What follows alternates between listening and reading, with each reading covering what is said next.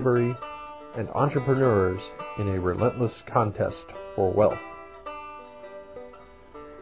Early in the war, many Northern intellectuals struggled with their new circumstances.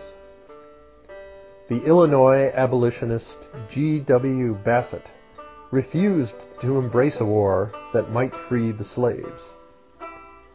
He argued that the same principle that has always made me an uncompromising abolitionist now makes me an uncompromising secessionist. It is the great natural and sacred right of self-government. Bassett had supported John Brown's raid on Harper's Ferry, Virginia, and would have cheered a slave uprising in the South. But he rejected the Union's prosecution of a war against that same South. Many abolitionists joined the Union cause, however. Ministers and intellectuals reasoned their way toward a view of the conflict as representing God's providence. Some saw a pattern of moral regeneration in the war's hard work and bloodshed.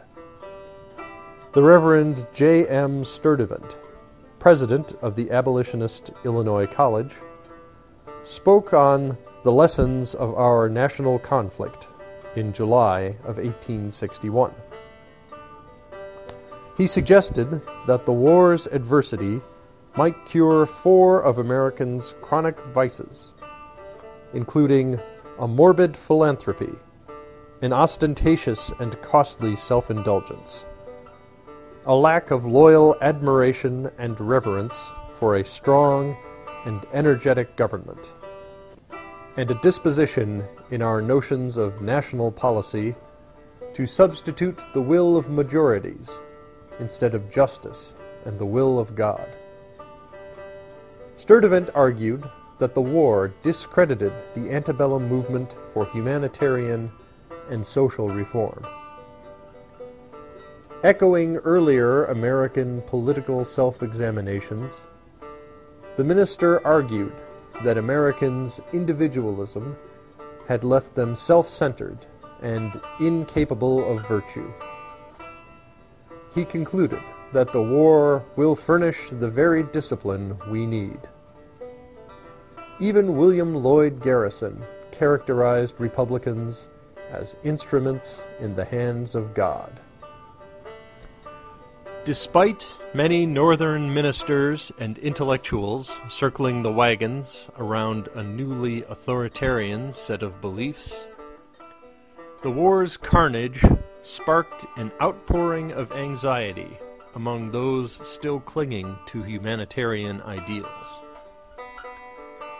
The abolitionist author Lydia Marie Child wrote after the First Battle of Bull Run that although she had said all along that we needed defeats and reverses to make us come up manfully to the work of freedom, these last battles, with all their terrible incidents, have made me almost down sick. Night and day I am thinking of those poor soldiers, stabbed after they were wounded, shot after they dropped down from fatigue. My heart bleeds for the mothers of those sons. Even the Illinois Colonel, Robert G. Ingersoll, found the slaughter worse than he could bear. Ingersoll, who'd led troops at Shiloh, admitted that he never saw his men in the fighting line without thinking of the widows and orphans they would make, and half hoping they would miss their aim. He summed up his view in an 1862 letter. "War is horrid beyond the conception of man. It is enough to break the heart to go through the hospitals. Old gray-haired veterans with lips whitening under the kiss of death. Hundreds of mere boys with thoughts of home, of sister and brother meeting the dark angel alone. Nothing but pain, misery, neglect, and death all around you. Everywhere nothing but death. To think of the ones far away expecting the dead to return, hoping for one more embrace, listening for footsteps that will never be heard on earth, for voices that have grown still and forever. It makes one tired of war. Overcome by the spectacle, Ingersoll resigned his commission and turned to a career as a public opponent of religion. Despite the war's grisly toll, many Americans came to equate the Union effort with God's purposes. During the conflict, the federal government first inscribed American currency with the words, "In God We Trust."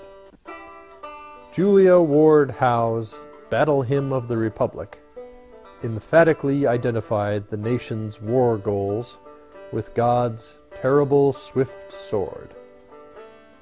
Others encouraged William T. Sherman's armies, marching across Georgia and South Carolina with choruses of "Onward, Christian Soldiers."